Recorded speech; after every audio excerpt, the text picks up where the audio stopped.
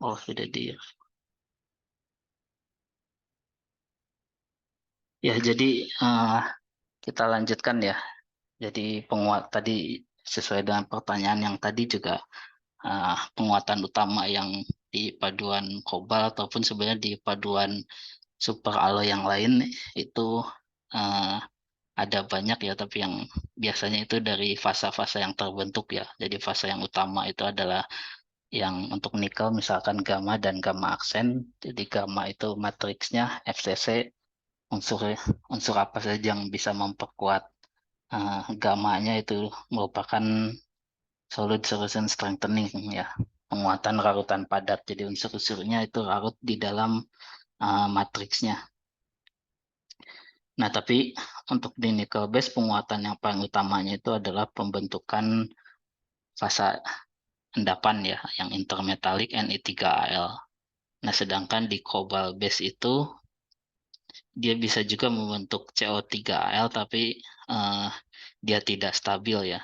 Dia tidak stabil sehingga penguatan yang utamanya itu adalah dengan membentuk karbida ya. Karbidanya ini form yang bisa terbentuk itu karbida primer, kemudian yang ini sekunder, tapi yang utamanya biasanya yang sekunder ini ya, M23C6 atau M6C dan M7C3 juga. Jadi ini kromium, MO dan tungsten itu bisa membentuk karbida kromium, karbida molybdenum atau karbida tungsten. Nah, tapi satu unsur di sini tidak hanya memiliki satu fungsi ya.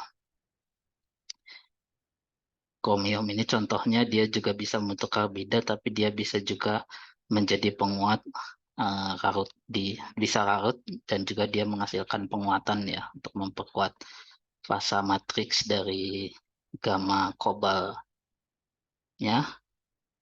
ataupun juga kromium juga sebagai fungsinya untuk menahan eh, oksidasi ya, karena nilai unsur pemadu utama yang dalam kobalt itu adalah kromium.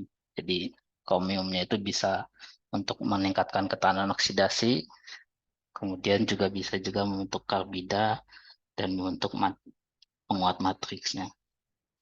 Nah, sedangkan ya beberapa paduan sudah pernah dibahas juga ya, seperti nikel itu sebagai penguat matriks dari FCC ya. Jadi dia penstabil fasa FCC-nya itu dengan semakin banyaknya Ni ya, FCC-nya lebih stabil di situ. Kemudian ya ini eh, sama. Kemudian ya di sini mungkin masuknya hardening precipitate itu artinya di sini bisa membentuk precipitate CO3Al ya. Atau Al-nya itu bisa distabilkan dengan tungsten, itu yang apa yang banyak dikembangkan, tapi bisa juga dengan adanya molybdenum, titanium dan tantalum di situ juga bisa menggantikan posisi dari Al-nya itu. Nah, jadi di sini ya disebutkan itu kemungkinan yang unsur-unsur yang bisa menjadi fasa intermetalik ya ini. Ya, kemudian ini juga apa? eh, Bukan hanya pembentukan presipitat karbida, tapi nitrida juga ya jika N-nya itu ditambahkan juga. Jadi N-nya itu jika nitrogen ditambahkan itu juga akan membentuk eh, fasa endapan dari nitridanya itu atau karbonitrida juga. M di sini adalah logamnya ya, unsur pemadu yang ini karbonitrida. Kemudian yang lain-lainnya juga kadang ya untuk beberapa lingkungan yang hot corrosion-nya tinggi, ketahanan terhadap garam ya, garam di suhu tinggi yaitu ditambahkan unsur logam jarang, lantanum, yttrium, thorium juga. Yang lain-lainnya eh, penguatannya seperti itu juga ya, ditambahkan khusus untuk meningkatkan eh, parameter yang spesifik ya di situ.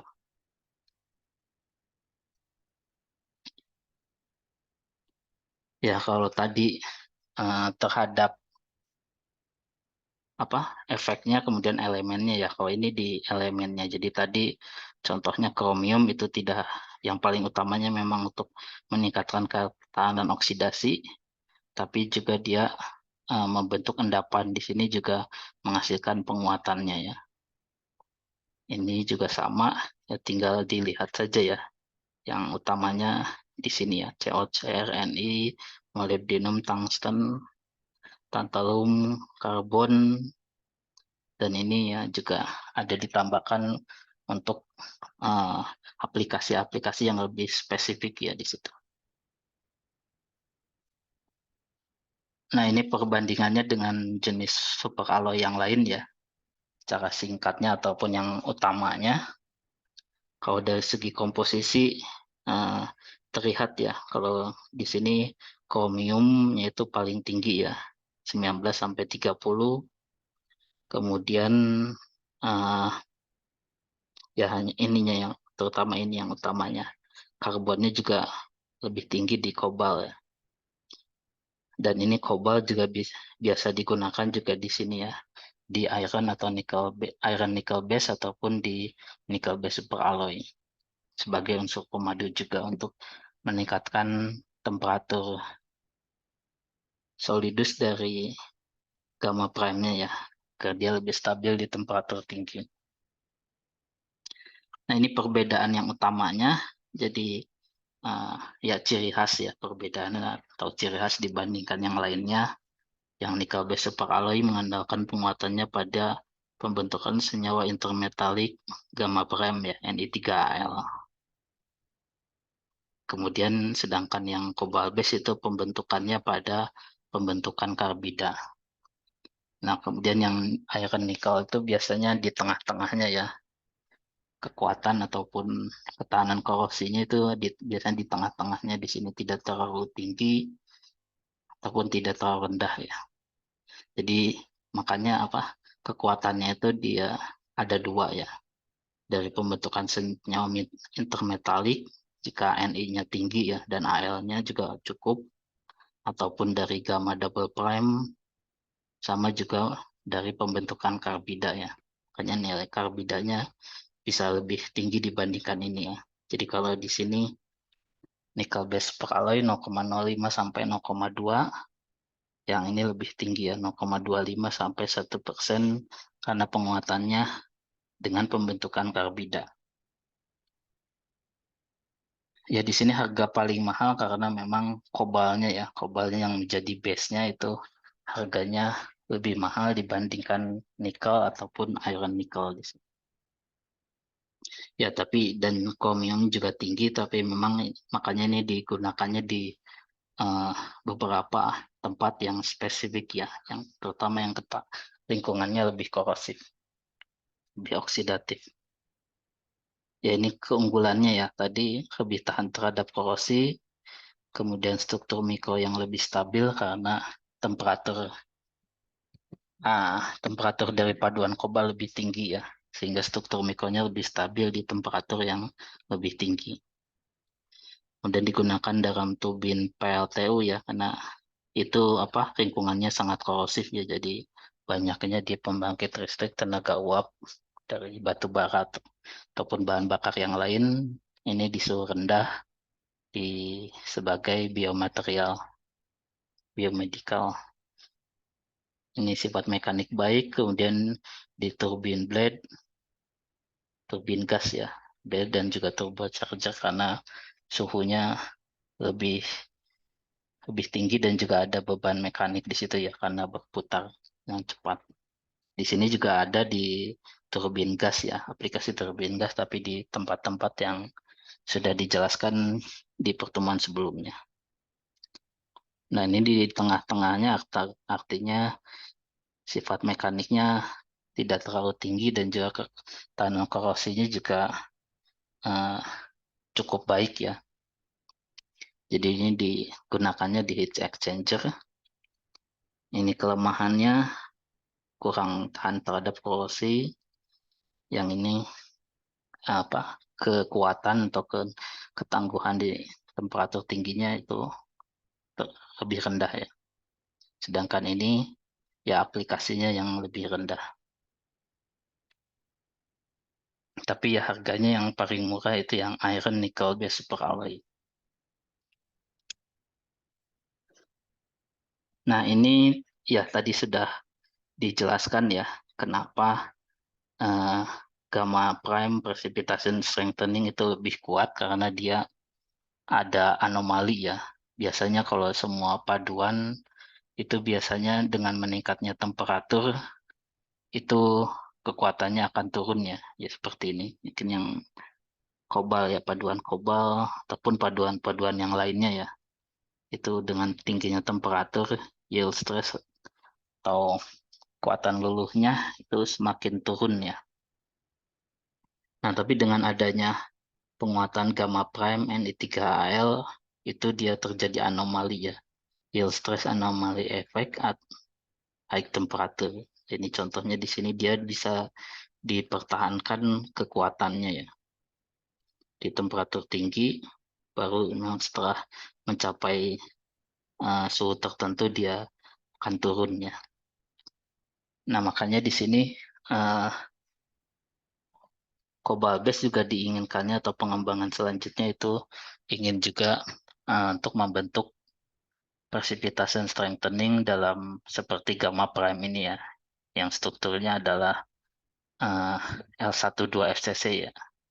Ini L12 FCC artinya AL-nya itu ada di pojok-pojok dari kubusnya, sedangkan CO itu ada di muka kubusnya ya. Nah, ini seperti itu. Kemudian ya yang dikembangkan itu adalah COAL yang warna hijau di sini ya. COAL tungsten seperti ini dia turunnya dibandingkan yang bawah itu tidak terlalu signifikan, bahkan ada kenaikan di sini ya. Nah, tapi COAL tungsten saja itu tidak cukup sehingga banyak dicoba-coba lagi mungkin ditambahkan unsur-unsur yang lain ya yang bisa menstabilkan ini. Contohnya mungkin ini dia bisa naik di sini bahkan di temperatur 900 di sini dia bisa lebih tinggi dibandingkan yang nikel di sini ya, karena yang ini turun. Ya, ini hanya contoh saja, tapi eh, kemungkinan pengembangan untuk paduan kobal itu yang ada di sini ya, dengan adanya sistem CO, AL, dan tungsten ya. Nah, mungkin sebelum ke COAL tungsten, awalnya itu dikembangkan juga jenis-jenis intermetalik yang lain yang CO3 Ti ini, tapi ini tidak terlalu berhasil ya. CO3 Ti, CO3 tantalum strukturnya hampir sama dia, tapi dia metastabil ya. Metastabil artinya dia tidak lama kelamaan dia uh, akan larut kembali ya, tidak membentuk uh, intermetalik lagi. Kemudian juga laktis distorsinya ya, distorsi dari membentuk ini tuh sangat tinggi dibandingkan dengan gamma kobalnya. Sehingga nanti morfologinya adalah tidak tidak sesuai ya, karena laktis misfitnya terlalu tinggi. Yang diinginkan itu tidak perbedaannya tidak terlalu besar ya antara kubikalnya dengan matriksnya. Sehingga ya yang morfologi yang lebih apa yang diinginkan yang optimumnya itu adalah bentuk kubik di situ. Nah, makanya dikembangkannya itu mulainya di tahun 2006 ya di sini. Di penelitian ini, cobalt base high temperature alloy dengan CO3, Al, tungsten ya. Jadi ini matriksnya ya, matriksnya FCC, atom CO, Al, tungstennya bisa di mana saja ya. Jadi kalau dia karut, berarti dia Al dan tungstennya hanya menjadi penguatan karutan padat ya. Nah, tapi kalau dia sudah membentuk senyawa intermetalik yang strukturnya order, Al dan tangtangnya, Al dan tungstennya ya,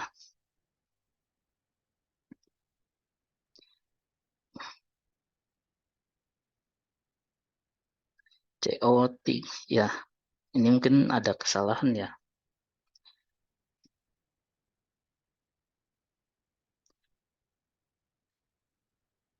Ya, AL-nya harusnya ada di sini di pojok-pojok itunya ya, seperti Ni ya. Mungkin gambarnya masih masih salah ya. Jadi AL-nya kalau hanya CO3 AL saja di sini dia juga sama seperti CO3 Ti ataupun CO3 Ta ya, tantalum, dia metastable. Jadi harus ditambahkan eh, beberapa dari tungsten ya. Ini untuk menstabilkan ini. Dan ini juga setelah dicoba ya strukturnya seperti ini ya, kuboid, sama seperti Ni3Al. Lalu lactis midfitnya juga tidak terlalu tinggi, yaitu hanya 0,5% ya dengan matriksnya itu. Jadi eh, relatif lebih sama dengan nikel penguatan yang ada di nikel base superalloy ya. Nah, keunggulannya adalah dia lebih tinggi temperaturnya ya. Liquidity temperaturnya artinya dia lebih stabil dibandingkan Ni3Al ya. Sedikit lebih stabil. Hanya ya 50 sampai 100 Kelvin lebih tinggi dibandingkan nikel superalloy. Ya mulai dari yakin dari awal di sini ya tahun 2006 itu ya baru dikembangkan juga jenis-jenis komposisi yang lainnya ya dari COAl tungsten ataupun ditambah unsur-unsur yang lainnya ya. Ya kalau ini yang betul yang ini ya. Ini gamma CO, kemudian ini CO-nya ada di muka kubusnya, Al ataupun tungstennya itu ada di pojok-pojok dari kubusnya ya. Ya karena kekurangannya tadi ya jika kita bisa apa meningkatkan kekuatan dari paduan kobal sehingga temperaturnya itu bisa lebih tinggi ya karena tadi di sini eh, lebih tinggi dibandingkan nikel superalloy sehingga untuk meningkatkan efisiensi bahan bakar dari turbin gas atau dari mesin ya itu bisa digunakan temperatur operasi yang lebih tinggi sehingga materialnya juga harus mempunyai ketahanan di temperatur yang lebih tinggi juga. Nah, kemudian ini dari apa hambatan ada juga hambatannya ya.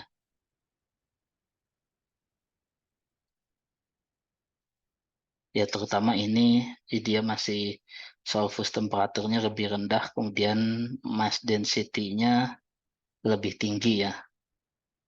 Karena ada ditambahkan tungsten, nah, tungstennya itu eh, lebih menambah dari densitasnya ya, lebih berat. Nah, kemudian ya nanti pengembangannya ya tentu saja bagaimana unsur lain yang bisa menurunkan tungstennya ini ya, atau menggantikan tungstennya.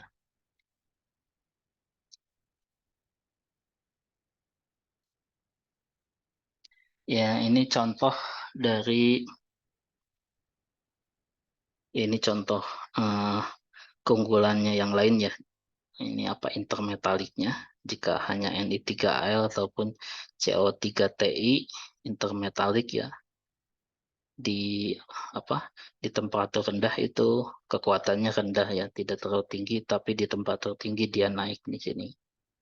Ini juga sama, tapi ya kalau uh, CO3Ti tadi metastabil ya, sebenarnya dia lebih mudah atau ya kalau digunakannya di lama dia tidak stabil. Sedangkan CO3Al tungsten dia di sini juga naik, tapi di temperatur kamar juga eh, kekuatannya juga tinggi ya. Ya terutama juga ini ada eh, keunggulan yang lainnya itu dia mempunyai ya atau yield strength itu lebih tinggi dengan adanya strain ya ataupun ya terutama saat adanya impact ya. Jadi biasanya yieldnya itu kan berkurang dengan naiknya temperatur ya. Ini temperaturnya lebih tinggi dia akan lebih kurang. Kemudian jika beban atau ada impact yang lebih tinggi juga dia uh, yieldnya akan naik ya. Itu untuk yang cobalt base tadi. Ya ini juga aplikasinya contohnya jika ada es ya, mungkin di saat dia bersalju terus dia menerobos hujan es, kemudian masuk ke sana esnya sehingga menimbulkan impact ke blade-nya ataupun dari serangan burung ya, burung yang bisa masuk ke dalam mesin turbinnya itu. Itu apa dihitungnya sebagai strain-nya ya, strain rate-nya yang tinggi di situ. Ya ini karena adanya proses strain hardening ya, penguatan di paduan kobalt.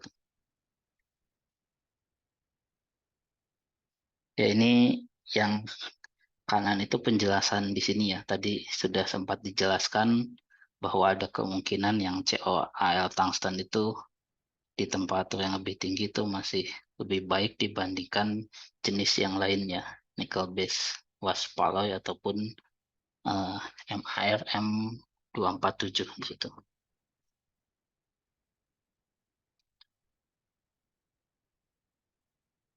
Nah, kemudian ini creep properties-nya dari ya creep itu ketahanan perayapannya ya. Jadi kekuatannya di temperatur tinggi itu dihitung dari uh, ketahanannya terhadap creep ya. Jadi creep itu walaupun dia beban yang diterima materialnya itu lebih rendah di daripada yield strength-nya, artinya dia masih dalam daerah elastiknya, tapi karena temperaturnya lebih tinggi, ya lama-kelamaan itu akan eh, mengakibatkan kegagalan ya. Nah, jadi dihitungnya strain rate-nya ya. Ini terhadap besarnya stres dan juga ini minimum strain rate-nya yang paling rendah di eh, tegangan yang berapa ya. Ini artinya semakin ke kanan itu dia semakin baik ya. Ini di temperatur tertentu 850, ini di 900. Jadi semakin ke kanan itu lebih baik ya. Jadi ini awalnya COL tungsten, kemudian ditambahkan unsur-unsur yang lain itu bisa menggesernya ke kanan ya. Seperti ini. Titanium, boron, ini yang biasa digunakan di paduan untuk yang apa referensi yang lain ya ini.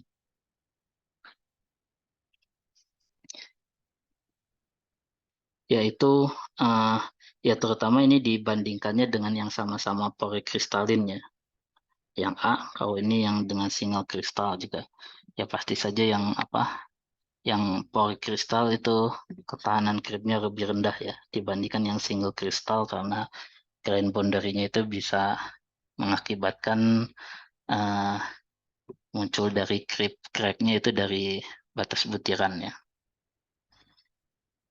Ya ini contohnya penambahan boron, zirconium juga bisa di sini ya meningkatkan creep performance-nya yang dibandingkan dengan nickel base superalloy.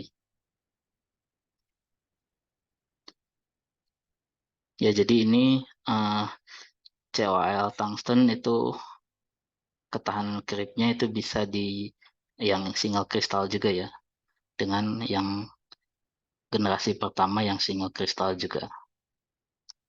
Kalau generasi kedua, ketiga, ya nickel base masih lebih baik karena memang ada penambahan unsur-unsur lain juga yang menstabilkan dari nikel ini ya. Nah, tapi itu pengembangannya. Kemudian ini satunya lagi juga keuntungannya ya dari pembentukan gamma prime dari CO paduan CO ini apa lebih rendah degree dari solid segregation-nya ya saat saat solidification.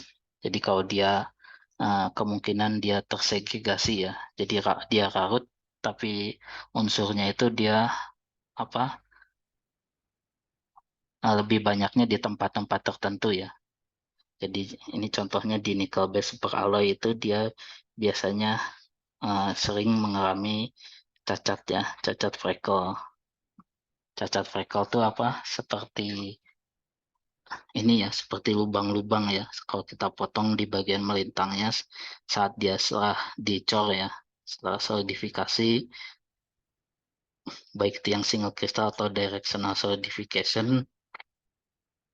Nah, itu unsur-unsur pemadu ya. Unsur-unsur pemadunya itu dia lebih cenderung terkonsentrasi di beberapa titik tertentu ya. Artinya dia tidak terlalu homogen ya. Dia terkonsentrasi di sini ya karena dia terkonsentrasi lebih banyak di situ sehingga yang ini tuh lebih kuat ya. Sehingga dia bisa mengakibatkan cacat di situ. Ya contohnya ini di dalam inside di sininya itu dia lebih kaya akan unsur pemadunya ya. Ya niobiumnya dia lebih tinggi, Al-nya hampir sama ya, terutama di sini eh, niobiumnya ya. Sedangkan di tempat lain lebih rendah. Jadi unsur-unsur pemadunya itu dan juga titanium ya. Titanium itu kan menggantikan posisi Al juga. Dia lebih terkonsentrasi di titik-titik freckle-nya itu. Nah, sedangkan karena di paduan kobal ya eh, derajat dari solid segregasinya tidak terlalu tinggi sehingga ini bisa lebih tidak terjadi ya cacat dari situ. Nah, kalau tadi mungkin ini disebutkan sedikit kelebihannya ya dibandingkan eh, jenis yang hampir sama dengan paduan nikel. Nah, ini beberapa limitasinya ya yang tadi juga dijelas ataupun ditanyakan di tugas tadi ya. Jadi disebutkan beberapa ini dari referensi yang nanti bisa kalian lihat juga ada 4 limitasi ya batasan yang menjadi isu ya, isu dari pengembangan CO3 Al tungsten itu. Ini 1, 2, 3, 4-nya. Tapi ya ini dijelaskan di sini yang utamanya itu adalah sebenarnya itu pembentukan dari daerah CO3 tungsten itu dia hanya kecil ya, hanya sedikit di situ. Jadi eh, dia bisa membentuk gamma kemudian sekaligus gamma plus gamma aksennya itu dia hanya di daerah yang lebih lebih sempit ya. Jadi ini kalau kita lihat diagram Turner dari CO, tungsten dan Al ya. Di temperatur 1173 Kelvin misalkan, nah ini daerahnya itu hanya sekian gitu. Jadi ini hanya komposisi tertentu saja yang bisa mencapai di sini. Dan juga ya sulit juga kan kalau hanya daerah segini berarti nanti pembentukannya ya akan sulit karena harus dia spesifik komposisinya sekian gitu. Ya lebih kurang dari 1 atomic persen ya. Jadi kalau dia lebih besar sedikit ya dia daerahnya sudah berbeda gitu. Jadi harus benar-benar komposisinya itu harus tertentu ya, tidak bisa lebih tinggi AL-nya di situ. Kemudian ya kalau dia lebih ya, kalau lebih dari 2 atomic persen AL itu akan terbentuk senyawa intermetalik yang lebih brittle ya. Itu disebutnya adalah B2 COAL. Jadi karena AL-nya lebih tinggi, ya dia lebih cenderung membentuk COAL dibandingkan CO3Al tungsten tadi. Ataupun juga CO3 dari tungstennya itu ya. Jadi dua ini dia lebih brittle ya, bukan yang utamanya.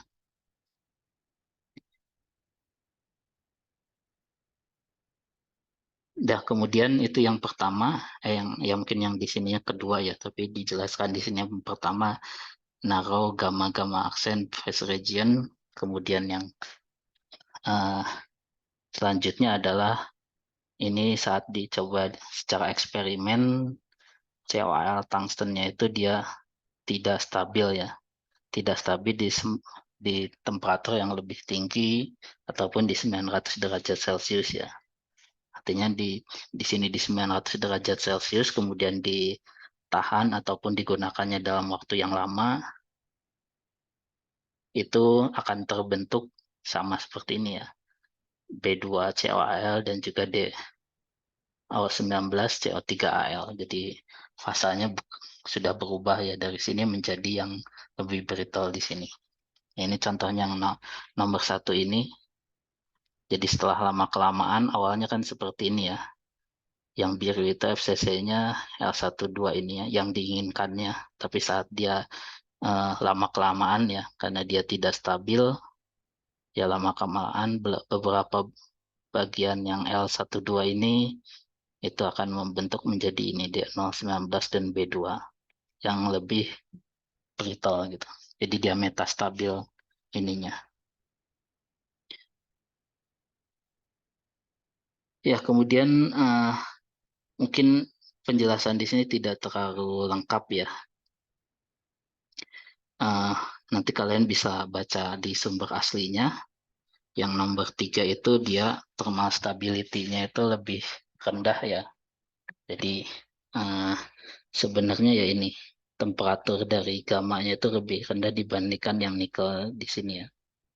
Yang saat dia terbentuk untuk yang ini ya L12 volume fraction yaitu.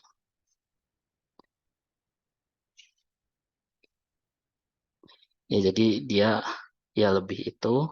Kemudian coarseningnya juga uh, ya terutama karena unsur tungsten yang ditambahkannya juga ya. Tungsten yang ditambahkan kemudian juga uh, berhubungan dengan lattice smithfield yang lebih tinggi, yaitu juga nanti akan mempercepat dari proses pengkasarannya ya. Proses pengkasarannya itu lebih cepat dibandingkan yang uh, yang nikel ya mungkin di sini. Ini pengembangannya ya. Ya ini mungkin apa isu-isunya yang di 1, 2, 3, 4 ini. Nah, tapi walaupun itu ada limitasinya yang 1, 2, 3, 4 ini juga sudah mulai dikembangkan juga ya. Apa dicari solusinya. Jadi contohnya yang ini itu dia apa daerahnya kan lebih lebih sempit ya. Ini bisa ditingkatkan daerahnya itu dengan ditambahkan nikel ya di sini. Jadi dengan ditambahkan 10 nikel itu daerahnya menjadi lebih luas. Kemudian 30 nikel ini juga daerahnya menjadi lebih luas ataupun 50 Ni ya. Daerah gamma gamma prime-nya itu lebih tinggi. Ya, yang lain-lainnya juga bisa ya digunakan eh, untuk melihat apa meningkatkan melting point atau thermal stability-nya ataupun juga untuk meningkatkan eh, menurunkan coarsening rate-nya. Ya ini resistennya semakin tinggi ya. Jadi ini ditambahkan unsur-unsur yang lain itu yang apa yang kedepannya dikembangkan ya. Bukan hanya COAl tungsten saja tapi ditambahkan unsur-unsur yang lainnya juga.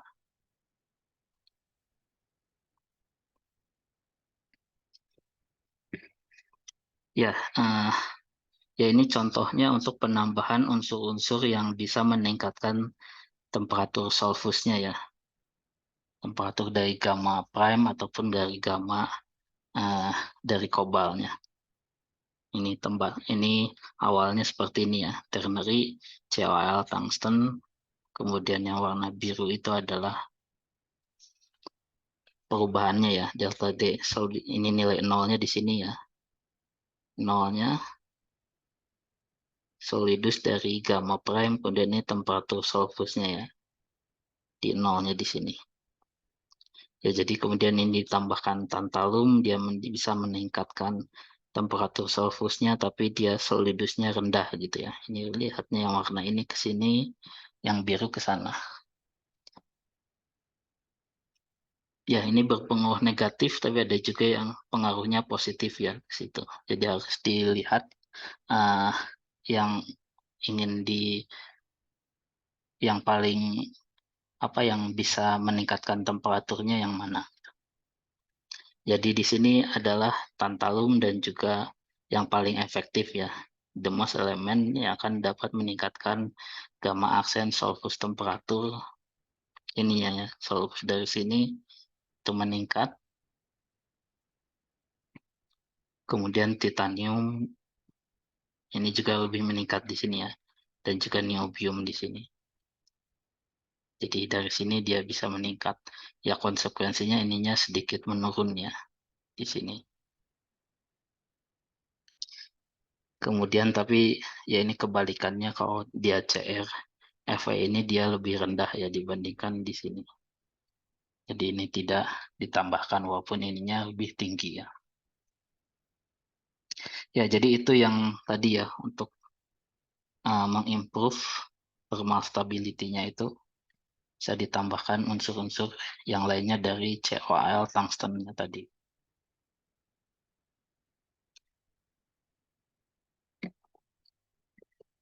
Ya ini juga dilihat dari partitioning-nya ya terhadap gamma aksen sulfus. Jadi sama seperti tadi COAL tungsten kemudian ditambah unsur pemadu yang lainnya.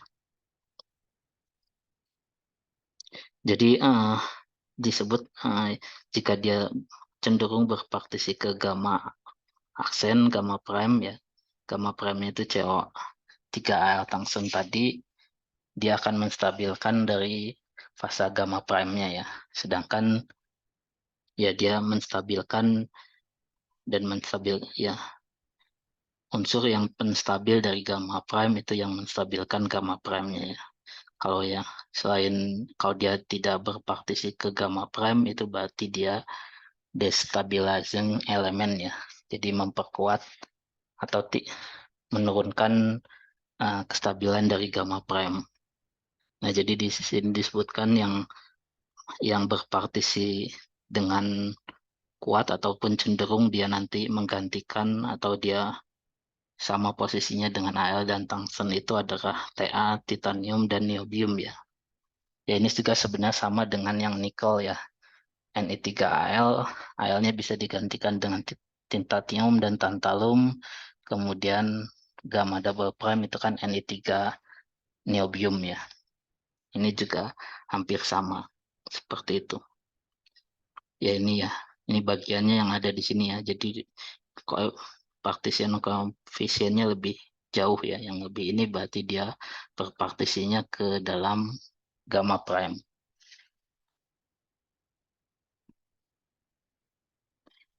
Ya ini juga decrease the gamma tadi ya, decrease solidus temperatur yang ini ya. Solidusnya itu turun ya. Jadi harus dilihat penambahannya seperti apa dan penurunan solidus temperaturnya seperti apa. Decrease the melting point. Jadi bagaimana menyeimbangkannya ya. Menyeimbangkan antara stabilitas gamma prime dan juga melting point dari uh, paduannya ya, dari gamanya itu.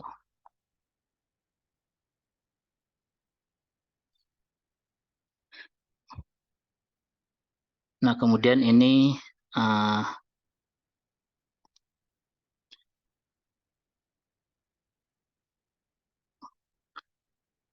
kalau tungsten tadi apa ya? Ya salah satu apa hambatan dari tungsten juga saat dia ditambahkan tungsten itu akan meningkatkan dari densitasnya ya. Jadi uh, contohnya di COA tungsten ini kalau di persen berat ya, karena di sini mungkin tadi itu persen atom atau persen atom ya, tapi kalau persen beratnya itu jauh lebih tinggi ya, 15 sampai 24% berat dari tungsten yang dibutuhkan ya untuk menstabilkan COL tungsten ini. Kemudian densitasnya juga dibandingkan kobal 8,86, tungsten itu lebih tinggi ya 9,3. Jadi selain banyak dari atomnya juga sudah lebih berat ya. Sehingga nanti bisa ada penambahannya ya, atau paduannya itu menjadi densitasnya menjadi lebih tinggi 9,5 dibandingkan yang nikel base itu 8 sampai 8,5. Ya, jadi ini terutama ap- dibatasi aplikasinya ya, terutama jika yang ingin eh, beratnya itu lebih ringan ya. Perbandingan kekuatan terhadap beratnya itu kritikal ya. Karena jika misalkan nikel base superalloy dan cobalt base ini kekuatannya sama, tapi yang ini lebih berat, kan berarti dia lebih rendah ya strength to weight ratio-nya. Sedangkan jika ingin penggunaannya itu memang di weight ratio, ingin yang beratnya lebih ringan, yaitu tidak digunakan ya.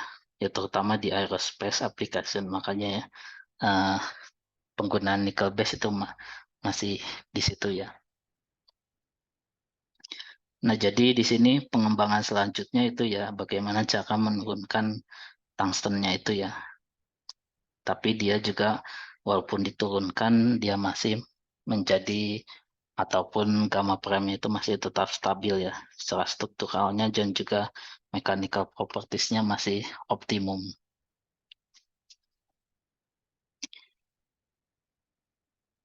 eh ini apa ya, saya A dan B. Oh ya, ini contohnya yang base tadi ya. Sebentar, yang base itu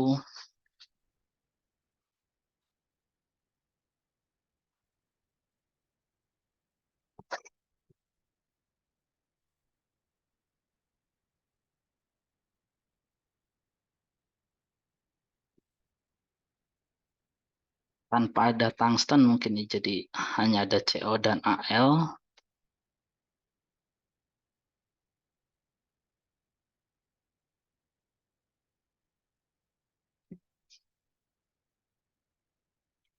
Kemudian ini ditambahkan Ni, jadi perbandingannya terhadap COAl tungsten ya.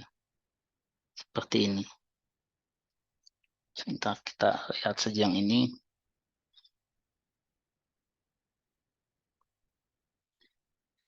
Ya, jadi dengan adanya penambahan tantalum dan juga niobium ya. Jadi ini bagian di sini juga nikel. Nikel juga tadi 30 dan tantalum dan juga titanium, niobiumnya di sini tidak ada ya. Ya, kemudian penambahan 30 Ni juga meningkatkan kestabilan dari gamanya ya. Tadi kan di gambar ini juga terlihat dengan adanya penambahan 30 Ni, areanya lebih luas sehingga ya bisa digunakannya di temperatur yang lebih tinggi. Gamma sensor fuse-nya lebih tinggi. Yang di sini ya.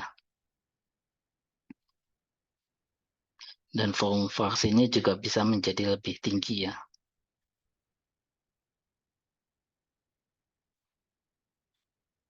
Kemudian ini penambahan Mo dan tantalum ya menggantikan tungsten di sini, itu juga bisa yield strength-nya lebih tinggi juga di situ. Ya, ini hanya rangkumannya saja. Kemudian eh, ini contohnya tadi komposisi dari COAl, kemudian tapi tanpa ada tungsten ya. Ini kan semua tungsten free, Mo dan niobium. Itu jika ditambahkan lagi atau dikombinasikan lagi dengan yang titanium, tantalum, atau Ni, itu bisa eh, lebih baik lagi di situ. Contohnya, ya ini yang contohnya adalah ini ya, Ni, tantalum, dan titanium. Ya, jadi yang base ini tuh tanpa ada tungsten ya. Ini yang tanpa ada tungsten di sini sudah lebih, sebenarnya udah lebih tinggi dibandingkan yang hijau di sini ya.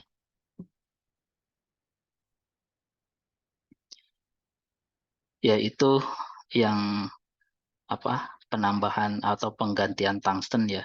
Ini ya sebenarnya ini yang judul di sini tuh pengembangannya ya. Pengembangannya ini juga ada pengembangannya sama seperti Ya, yang tadi ya, nickel containing cobalt rich alloy, artinya ditambahkan nikel itu untuk meningkatkan area dari ininya ya, pembentukan dari gamma prime-nya di sini. Jadi contohnya ini Ni-nya beragam ya. Ini 10 Ni, 30, 50. Ya, ini hanya contoh saja sampai 70 ya. Tapi dengan dari 10, dari 10 ke 30 ini areanya juga sudah bertambah luas gitu.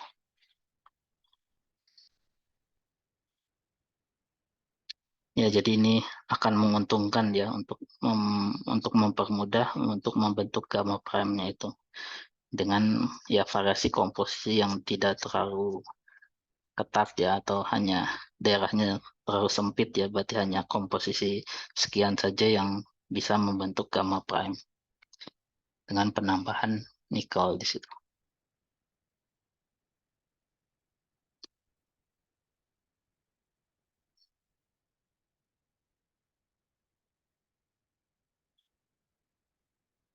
Nah, ini contohnya juga apa? Penambahan Ni tadi ya, ataupun sebenarnya ini contohnya untuk eh, NiAl dulu ya. NiAl dulu itu biasanya ditambahkan kobal itu untuk menurunkan coarsening rate-nya ya. Jadi apa? Kalau dia lebih mudah terjadi coarsening kan berarti dia strukturnya menjadi lebih kasar ya. Terjadi rafting, ini jadi paduannya itu umur pakainya menjadi lebih rendah. Jadi eh, yang diinginkan itu raju pengkasarannya atau coarseningnya itu lebih rendah ya dengan penambahan unsur pemadu ini. Ini artinya kalau ini apa nickel containing ya, ini apa cobalt rich alloy yang ditambahkan nikel juga nanti dia akan meningkat coarsening rate-nya ya. Coarsening resistance-nya bukan rate-nya, tapi semakin ke sana dia semakin temperatur yang lebih tinggi, lebih tahan ya. Ini contohnya adalah dari sini menjadi sekian ya. Dengan eh, penambahan Ni tadi ya. Yang merah di sini, kalau ini ya NiAl, kemudian yang biru di sini itu ditambahkan Ni-nya ya. Apa COAl tungsten ditambahkan Ni di sini.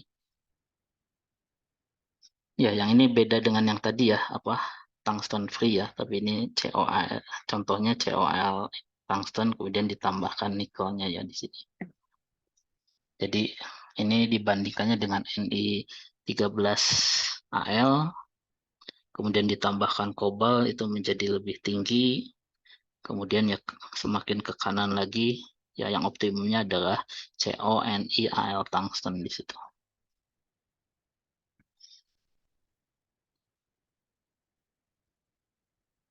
Ya, jadi kalau hanya COL tungsten saja juga dia akan lebih rendah ya karena tidak ada Ni-nya juga di situ. Karena ya tadi salah satu limitasi untuk yang ini juga sama. Ya ini tadi ya COL tungsten itu lebih coarseningnya juga eh, masih bermasalah.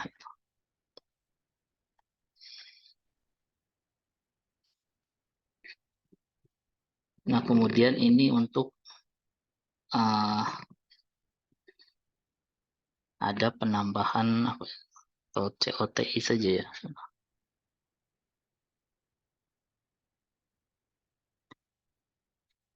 Ya, jadi kobalt titanium alloy juga dikembangkan lagi ya, karena kalau hanya kobalt kemudian titanium saja tadi CO3Ti yang terbentuk yaitu bisa lebih ketas dan tidak stabil ya. Jadi di sini ditambahkannya ini contohnya COL vanadium ataupun ditambahkan tantalum ya, seperti itu.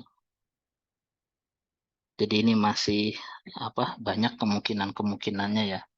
Jadi ya tadi dikembangkannya titanium tadi ditambahkan unsur-unsur yang lainnya seperti molybdenum, kromium, ataupun di sini ada vanadium untuk COA untuk yang menggantikan tungsten ya.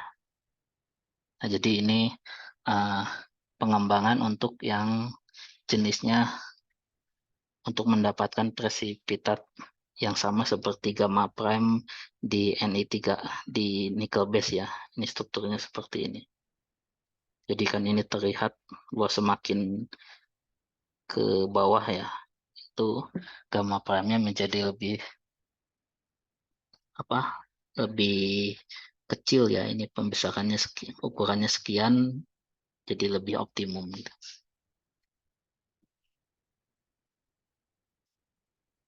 Nah, kemudian ini apa? Salah satu keunggulan dari paduan kobal juga ya. Jadi ada tiga sebenarnya uh, keunggulannya ya. Ini high temperature tadi karena kobal tuh titik meltingnya lebih tinggi dibandingkan nikel, kemudian corrosion resistant karena kandungan korosinya atau kromiumnya lebih tinggi. Nah, satu lagi itu karena sifat kekerasannya ya. Jadi kob apa karbida itu lebih keras ya. Kekerasan ya lebih keras sehingga dia digunakannya untuk komponen-komponen yang banyak bergesekan ya atau yang mempunyai ketahanan terhadap eh, gesekan yang lebih tinggi di sini. Ya ini walaupun ini sebenarnya apa jenis-jenis paduan kobal yang di apa yang sebelumnya ya sebelumnya dibahas kan ada yang jenisnya memang corrosion resistant, high temperature resistant, mechanical resistant tapi ketiga keunggulan ini juga bisa dipadukan ya. Ini ada di sini ya. Artinya dua ini yang utamanya dan juga yang di bagian sini.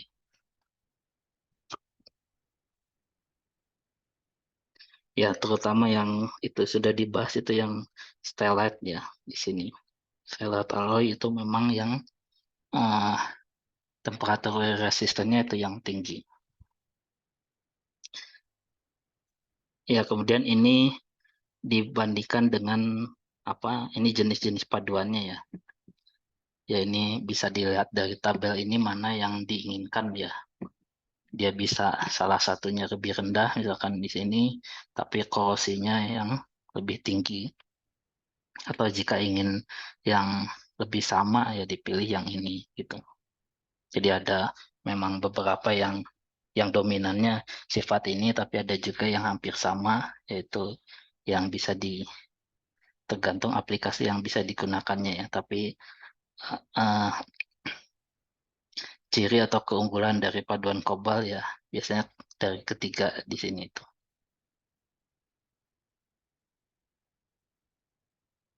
Ya, terutama ini ya, ketahanan terhadap temperatur tinggi itu juga saat dia bersentuhan dengan logam yang lain ya. Logam yang lain tanpa adanya pelumas ya. Ini contohnya adalah tesnya ya. Contoh contoh tesnya itu biasanya ini paduannya kemudian digesek ada ditaruh beban kemudian dia bergerak-gerak ya. Dan juga ya nanti eh, tergantung apakah spesimen ininya yang dipanaskan atau bagian ininya juga dipanaskan ya untuk memodelkan untuk aplikasi di temperatur tinggi gitu. Seperti itu jadi di digesek ya diputar-putar bisa rotasi ataupun juga linear ya. Atau di sini juga bisa di dalam lingkungan tertentu ya.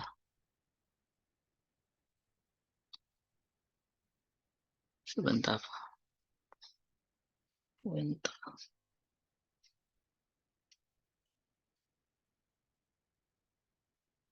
Ya seperti ini ya contohnya. Jadi ada pelumas atau pendinginnya seperti itu juga bisa tesnya. Ya, jadi ini contohnya adalah high temperature resistant itu berhubungan juga dengan perubahan fasa ya. Perubahan fasa dari FCC menjadi HCP itu. Karena ya salah satu keunggulan dari paduan kobal itu juga karena dia bisa eh, daerahnya dua fasa ya. dia di temperatur tinggi FCC, kemudian di temperatur rendah HCP. Artinya FCC dan bisa dengan mudah bertransformasi menjadi HCP, bukan hanya karena pengaruh temperatur, tapi bisa juga karena adanya strain-nya, teregangan tadi. Ataupun ya ada deformasi, ya ini saat digesek-gesek juga ini ada strain juga ya. Ada deformasi, jadi di permukaannya itu akan terbentuk transformasi dari FCC menjadi HCP di sini. Dan HCP itu lebih keras dibandingkan FCC, sehingga ya semakin dia digesek-gesek seperti itu, dia akan menjadi lebih keras lagi ya. Strain hardening ataupun ya ini strain induced FCC atau HCP transformation.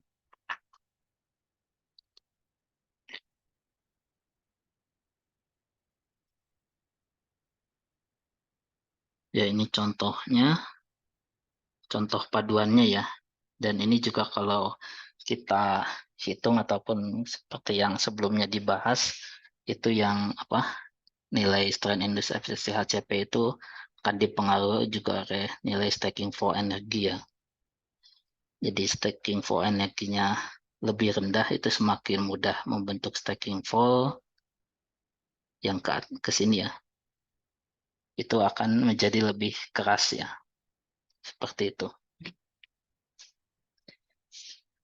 Jadi mungkin ini secara singkatnya ada paduannya ini ya. Ini komposisinya, kemudian ini adalah hardness-nya ya. Hardness saat saat dia diuji tadi.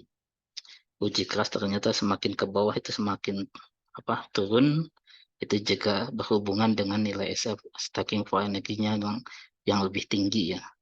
Kalau dia lebih tinggi ya berarti uh, pembentukan stacking flow-nya lebih sulit ya, sehingga ya di kekerasannya menurun.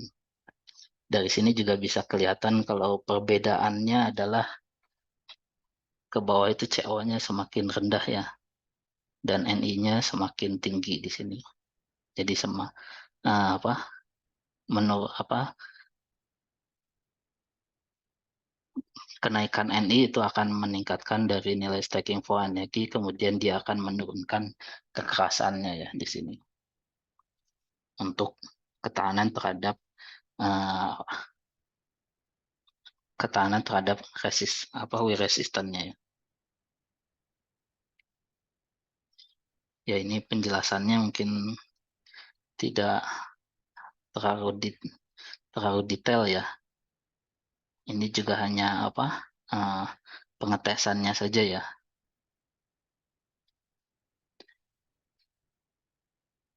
Ya kemudian ini hasil tes saat dia sudah tadi ya galing resistan tadi diputar-putar, kemudian di pembesaran yang dari secara makro kemudian mikronya itu bisa juga terlihat semakin dia ini dibandingkan ini ya, ini dan ini Ni-nya lebih besar, ini lebih kecil, dia lebih tahan ya. Jadi terlihat deformasinya tidak, ini lebih masif ya, lebih banyak lekukan juga ya, erosinya juga yang dibandingkan yang ini juga. Dan terlihat juga dari secara makronya juga memang eh, bekasnya itu tidak terlalu terlihat ya. Ya jadi ini hanya untuk menunjukkan saja jika kita ingin eh, meningkatkan ketahanan terhadap wheel resistant ataupun ingin meningkatkan kekerasannya, itu adalah caranya adalah dengan menurunkan nilai SFE-nya ya. Dan gimana cara menurunkan nilai SFE-nya, stacking flow energinya itu dengan mengatur komposisi di sini ya. Nah, kalau di sini Ni tinggi, Ni-nya itu harus diturunkan ya nilainya. Sehingga SFE-nya nanti dia turun. Hardness-nya dia akan naik.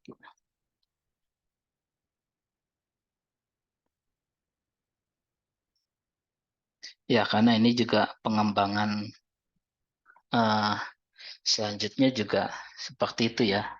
Di bagian turbin gas juga kan ada beberapa komponen yang memang dia akan bergesekan dengan komponen-komponen yang lainnya ya. Sehingga eh, high wear resistant juga itu diutamakan ya. Selain terutama Selain juga ketahanan korosinya kan memang paduan kobal komposisinya sudah tinggi ya. CO, kemudian yang kedua CR, nikel. Ya ini contohnya ini saja ya. Ultimate alloy di sini itu ketahanan wear resistance-nya juga sudah lebih tinggi dibandingkan yang ini ya. Dibandingkan nikel nikel di sini. Artinya dia wear depth-nya itu lebih rendah ya. Itu artinya ketahanan resist terhadap wear-nya itu lebih tinggi gitu.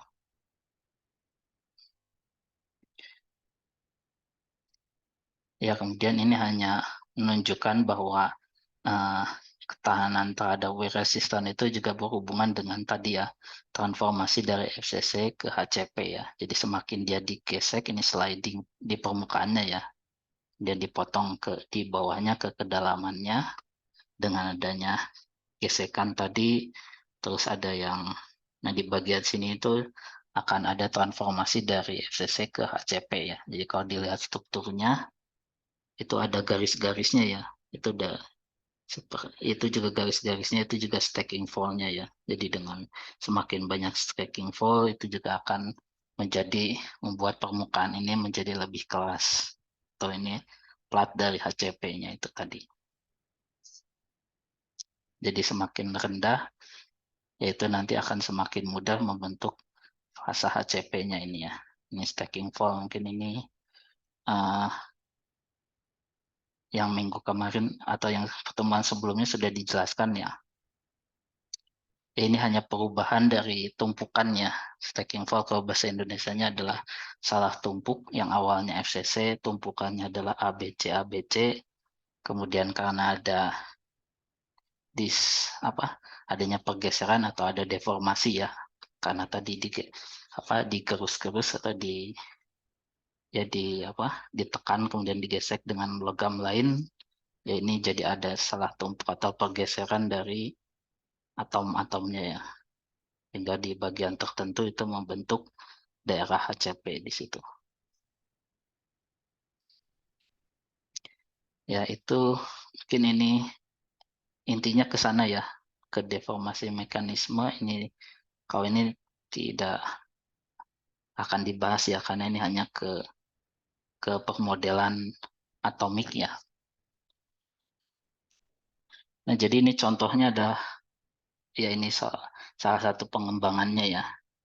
Misalkan kita ingin apa yang ini paduan yang sudah komersil, terus kita sudah tahu bahwa dengan meningkatkan CR dan juga tungsten itu dia akan menurunkan stacking for energi sehingga nanti uh, dia akan menjadi lebih keras ya. Jadi ini bisa kita coba new alloy-nya itu ada dengan meningkatkan kromium dan juga tungstennya di sini. Contohnya seperti itu. Kalau ini proses peluburannya ya. Karena paduan dia super alloy berarti ya memang harus tanpa adanya pengotor ya. Dan di sini ada pengotor-pengotor ya. Jadi persyaratan ataupun ciri khas dari paduan super itu salah satunya juga uh, kontrol kimianya juga harus tinggi ya. Jadi unsur-unsur pengotor yang lain itu sangat-sangat rendah di situ. Nah, karena ini memang dibuatnya dari paduan yang sudah komersil, berarti kan dia kandungan pengotornya juga sudah sangat rendah ya. Jadi harus dia di dalam keadaan vakum juga saat membuatnya ya. Dari percobaan ini misalkan seperti ini. Kemudian ini tesnya ya ini sama ya. Hanya digesek-gesek tapi di temperatur yang tinggi juga di sini. Karena kan untuk mensimulasikan temperatur yang lebih tinggi. Ya ini juga contohnya uh, new alloy ini yang tadi ya, yang pengembangan kromium dan tungstennya lebih tinggi. Nah kemudian ya salah satu perbedaannya di temperatur tinggi juga karena saat dia dipanaskan kan pasti dia akan terbentuk oksida juga ya. Dari kromium yang ada di matriks dipanaskan ya pasti dia akan teroksidasi membentuk lapisan kromium oksida. Nah, ternyata lapisan kromium oksida juga itu bisa berperan sebagai uh, rubrikan juga ya. Jadi dia menurunkan dari gesekannya itu di sini. Jadi dia berpengaruhnya juga positif ya. Jadi bukan hanya dia keras, tapi karena ada pembentukan kromium oksida juga eh, ada pengaruhnya juga di situ. Ya, tapi kita melihatnya di apa? Di kekerasan di sininya ya, bukan hanya karena adanya ini. Ini hanya membantu saja menurunkan dari apa? Tingkat gesekannya ya. Ya, mungkin eh, slide selanjutnya ini hanya permodelannya saja ya. Mungkin ini tidak termasuk ke dalam hal yang akan dibahas ya. Ini permodelan untuk stacking for energi terhadap komposisi ataupun percobaannya ya. Ya mungkin itu sekilas mengenai TIAL karena ditanyakan di ujiannya ya. Hanya dua sebenarnya ini sudah kalian bisa lihat saja sendiri ya. Ini yang bagian pertamanya itu asal mula ataupun ya kenapa bisa digunakan di temperatur tinggi ya. Karena ya tadi pada suan intermetalik kan itu berbeda dengan jenis yang lainnya. Dia justru semakin kuat di temperatur tinggi. Ya, makanya ini menjadi apa? Menjadi sangat menarik untuk dikembangkan juga ya. Dan juga karena TI dan AL juga lebih ringan, ya makanya juga hampir bagian-bagian komponen dari mesin jet pesawat di sini juga banyaknya paduan titanium ya. Kecuali ya yang di sini karena dia tekanan dan juga temperaturnya itu paling tinggi ya. Tapi di bagian-bagian yang lainnya itu adalah paduan titanium. Ini titanium, tapi di bagian sini karena dia masih cukup tinggi ya. Ini dari sini ke sini walaupun menurun tapi di sini lebih tinggi. Jadi digunakan paduan intermetalik titanium aluminide. Struktur mikronya itu seperti ini ya, dua fasa dari gamma TiAl. Ya, tapi uh, kalian nanti bisa lihat saja ya ini penjelasannya, contoh-contoh atau keunggulan-keunggulannya dan sifatnya juga sebenarnya di antara tengah-tengah ya, antara keramik dan juga metal ya. Jadi di sini keramik itu temperaturnya lebih tinggi tapi sangat-sangat ketas ya.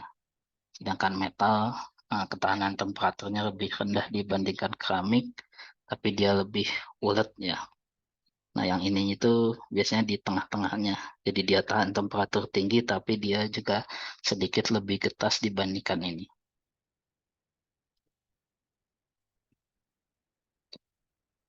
Jadi keunggulannya high melting point, ketahanan terhadap korosinya tinggi, kemudian densitasnya lebih rendah ya. Nah, ini contoh hanya penjelasan intermetalik ya. Jadi apa itu intermetalik? Ah, intinya ikatan antara logam dengan logam ya. Dan komposisinya itu sudah tertentu ya, order tertentu. Jadi ah, tit, apa titanium dan Al itu bisa juga ah, membentuknya gamma alfa 2 atau B0 ini ya, yang stabilnya. Tapi yang paling kuat ataupun ya lebih kuat itu belum tentu di struktur yang lain ya. Yang paling kuatnya di struktur yang gamma di sini. Dan gamma TiAl itu ya FCC tapi dia strukturnya seperti ini ya. Dia 50% atom Ti, 50% atom Al. Nah, tapi posisinya ya tentu saja harus ada di sini dan ada di sini sehingga jumlahnya sama ya. Kalau satu unit sel FCC itu ada 4 atom, berarti di sini 2 atom titanium dan 2 atom Al. Ya ini contoh-contoh intermetalik yang lain ya. Ini hanya penjelasan apa itu long range ordering. Nah ini uh, jenis-jenis yang lain ya, Ni3L sebenarnya sudah dibahas ya, tapi eh, di sini di paduan nikel Ni3L-nya itu sebagai fasa penguat ya, endapan penguat. Jadi matriksnya adalah gamma, jadi bukan pure Ni3L, tapi untuk intermetallic alloy berarti ya ini komposisinya memang eh, diatur agar menghasilkan intermetallic TiAl di sini.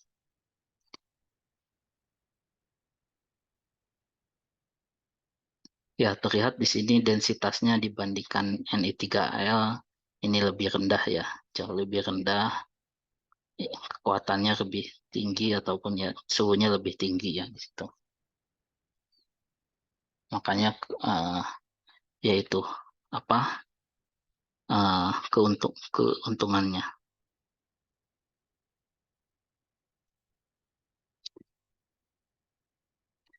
Nah, ini jika dilihat spesifik yield strength terhadap ya spesifik yield strength itu terhadap beratnya ya.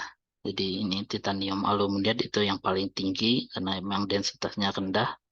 Jadi ini di sini tapi di temperatur tinggi ya karena ketahanan creepnya ya. Creepnya itu di temperatur tertentu ya tidak terlalu tinggi tapi yang paling tinggi ini masih single kristal ya. Ya ini ya kira-kira itu dan terutama ya keuntungannya bisa ada di sini, eh, kelemahannya di mana ya sebentar. Ini komposisinya ya. Kalau ini komposisi untuk atau untuk pengembangannya bahwa TI kemudian AL itu bisa juga ditambahkan unsur-unsur yang ada di sini ya. 0 sampai 10 biasanya kromium, Mn, niobium, tantalum, yang lebih kecil lagi di bawah 3 itu ini, kemudian yang lainnya lagi ini dan juga bisa juga ditambahkan unsur logam jarang.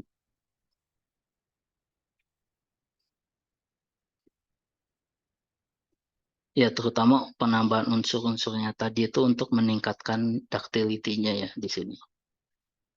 Untuk meningkatkan ductility karena apa kelemahan dari paduan intermetalik ini adalah eh, dia lebih getas ya, ductility-nya rendah. Nah, di sini brittleness-nya ya. Kemudian fatigue-nya juga ya ini low elongation juga berhubungan dengan ductility-nya itu dia ketat. Dan ini pengembangannya ya bisa dilihat di sini saja ya jenisnya.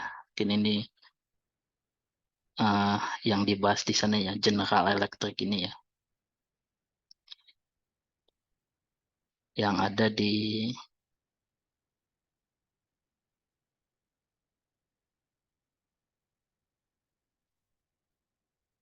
di bagian duanya ya. Ya mungkin ini contoh ada pengembangannya ataupun sifat-sifat khususnya juga ya. Komposisi dan mikrostrukturnya mungkin beberapa eh, tidak ditanyakan juga ya karena memang itu apa lebih kompleks juga ya penjelasannya untuk struktur mikronya.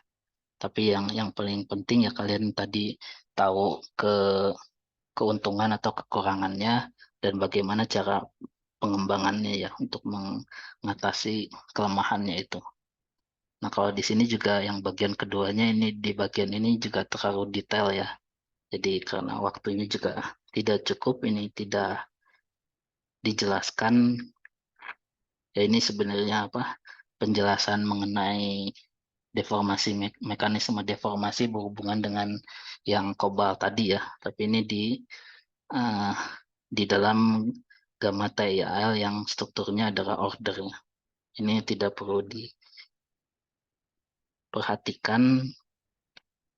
Kemudian ini ketahanan di temperatur tinggi ya intinya adalah titanium dan Al-nya sendiri itu dia juga memang tahan terhadap walaupun dia mudah teroksidasi ya, tapi dia eh, mudah membentuk oksida, tapi oksidanya itu adalah merupakan oksida yang protektif seperti itu. Nah, ini contoh-contoh apa eh, ketebalan atau ya ini untuk TI murni, kemudian ini intermetalik yang lainnya. Tapi yang dilihat sebenarnya yang ini itu yang semakin ke kanan semakin banyak AL-nya, itu ketahanan oksidasinya itu semakin tinggi.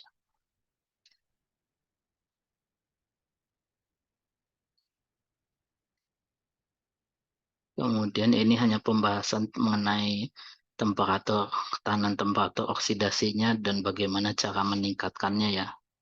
Dengan penambahan coating, bisa itu difusi ataupun di spray ya, atau dilapisi saja, atau difusi dari unsur-unsur yang ada di dalam paduannya.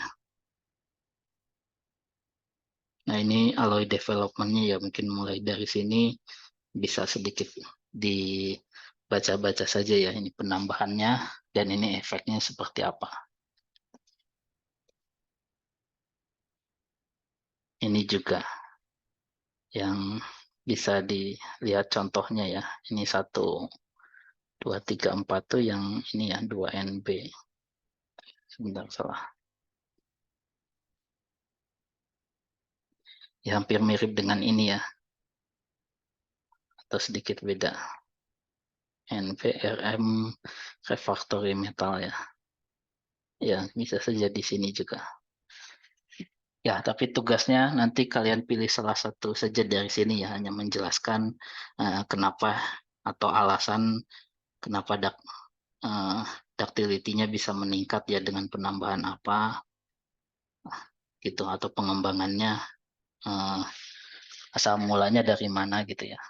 Karena keterbatasan apa, terus ini namanya ya, alloy name-nya, ini komposisinya, ini apa sifat-sifat khususnya ya pengembangannya.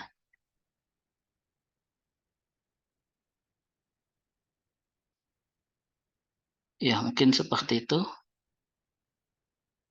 Saya kira sudah menjawab ya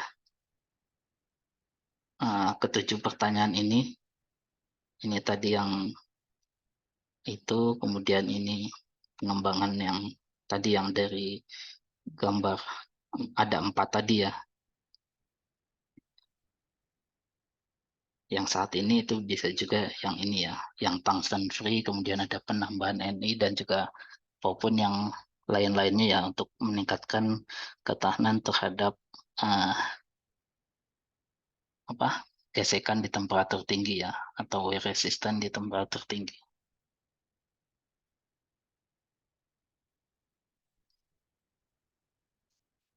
Saya